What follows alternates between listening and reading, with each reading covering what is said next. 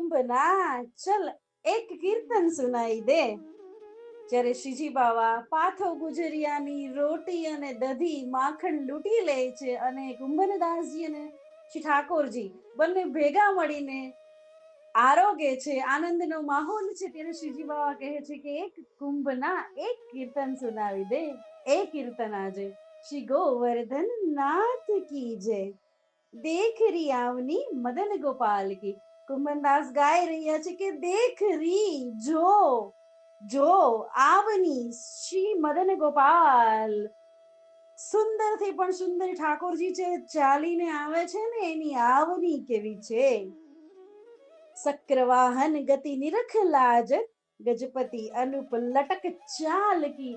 એની ટેઢાઈ લટક મટક ચાલ, એની ગ્રીવા, એના પગની લટક મટક, એમાં આભૂષણ કેવા છે તો કે શક્રવાહન એટલે સક્રવાહન એટલે એરાવત. ગતિ નિરખ લાજત, લાજી જાય છે કોણ, લજાઈ જાય છે કોણ, ગજપતિ ઇન્દ્ર પણ લજાઈ જાય એવી હાથી સમાન મદ મસ્ત ચાલથી શ્રીજી બાબા રૂંઝુન છમ છમ રૂંઝુન કરતા આવી રહ્યા છે. કેવું છે શ્રીઅંગ? શ્યામ તન કટી બસન મન હરન સુંદરતા ઉદ શ્રી માલ કી. ભોહ ધનુષ સજી મન હું મદન સર, ચિતવની લોચન વિશાલ કી. આહા વારી જાઉં. શ્યામ તન, તન કેવું છે? શ્યામ સુંદર. કટી બસન, કટી પર સુંદર પીતાંબર, વસન એટલે વસ્ત્ર ધારણ કરેલું છે. મનહરન સુંદરતા, મન હરી લે એવી સુંદરતા છે. શેની?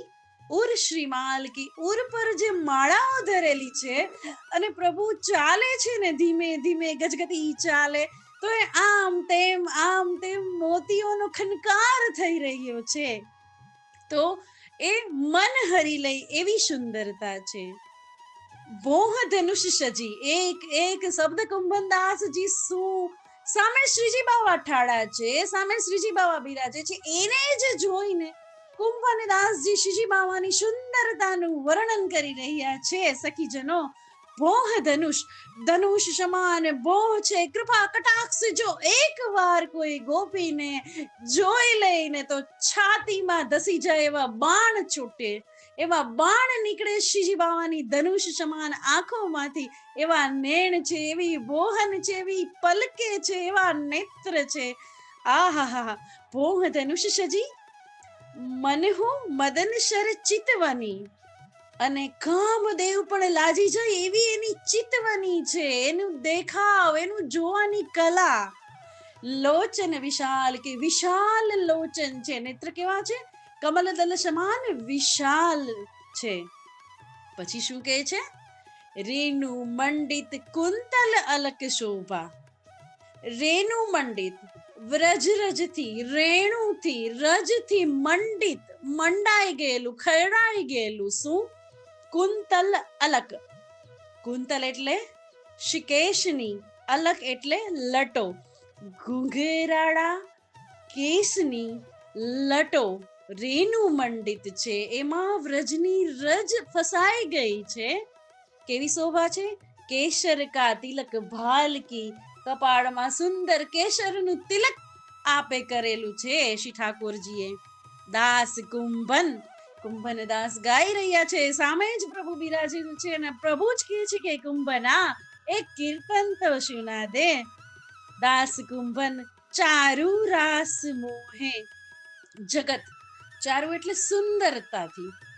રાસ, શ્રી ઠાકોરજી જયારે નૃત્ય કરે છે, જયારે રાસ લીલા કરે છે, સ્વામીજી સાથે ગોપીજન મંડળ રાસ કરતું હોય, ઠાકોરજીનો રાસ કેવો છે તો કે ચારુ રાસ મોહે જગત, જગતને મોહી લે છે. ગોવર્ધન ધર કુંવર રશાલ કી. એની ચાલ, એનું સ્મિત, એની કૃપા કટાક્ષ, એની કટી, એના વળાંક, એની ટેઢાઈ, એની રૂંઝુન ચાલ, એના ચાલવા સમયે જે મોતીઓની માલા આમ તેમ થાય છે, એના ઉપરથી એની ચિતવની અને એના ઉપરથી એનું સુંદર અધરોનું સ્મિત અને મોરલી અને રાસ અને નૃત્ય.